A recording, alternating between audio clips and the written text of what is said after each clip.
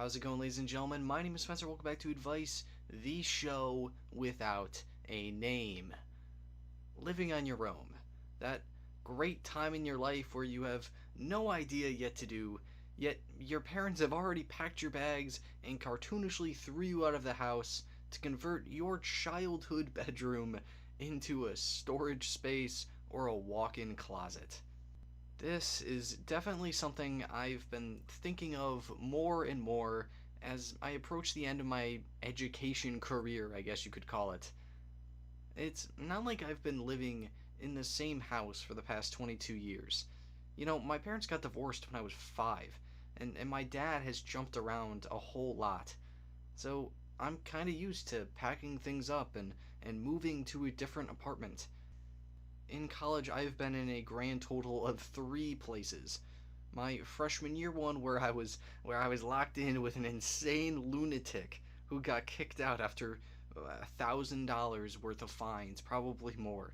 And then my nice, quiet, solo dorm room for 2 years, which was the birthplace of the Cobalt Tux channel.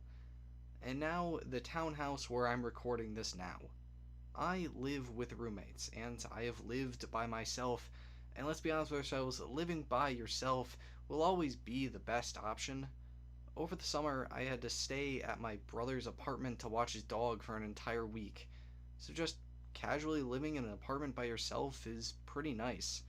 I got a lot of work done, both for the channel and my actual real job that actually gives me real money. You definitely feel a sense of comfort. You're at peace that nobody around you is going to tell you to do anything, to wash the dishes, to do laundry. It's really just kind of up to you.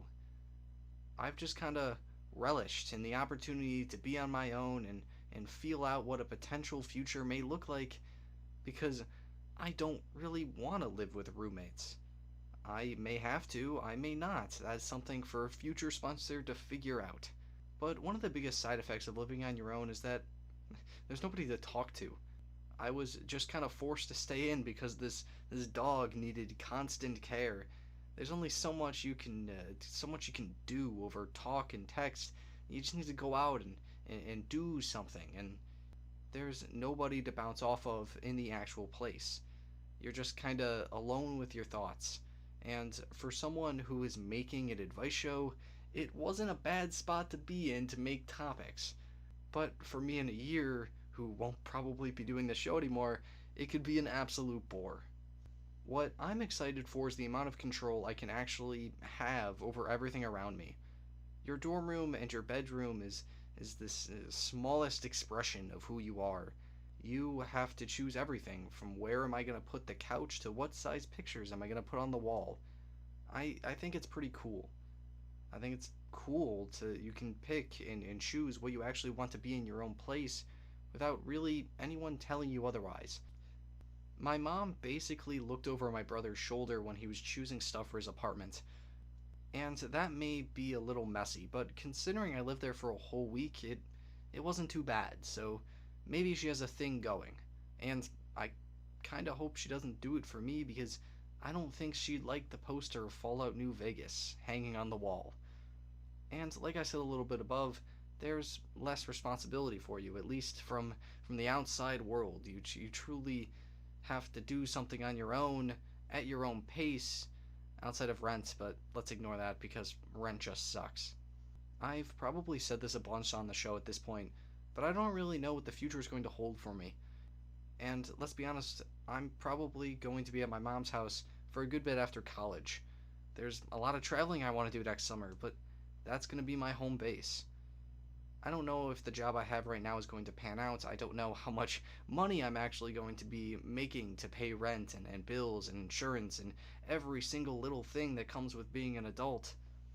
But the jump isn't going to be as dramatic as the sitcoms or other media makes it out to be.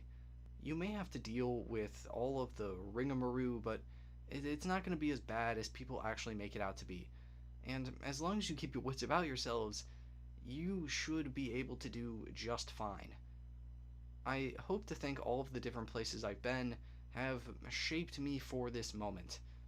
It's a moment that hasn't come yet, but it's coming faster than I ever dreamed about.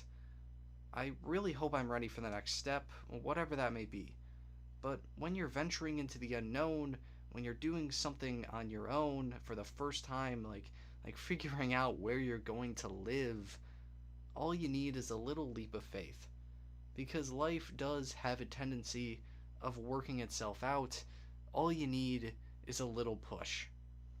So, with that, that's where I'm going to call for today. Are you moving out soon, or have you already done it? And how does it feel to have that type of control? If you feel like I missed anything, please put it below. I would love to talk about it with you. And if you want your questions answered, please email me at koboldtuxadvice@gmail.com for a nameless read. Thank you so much for watching, and I will see you next time.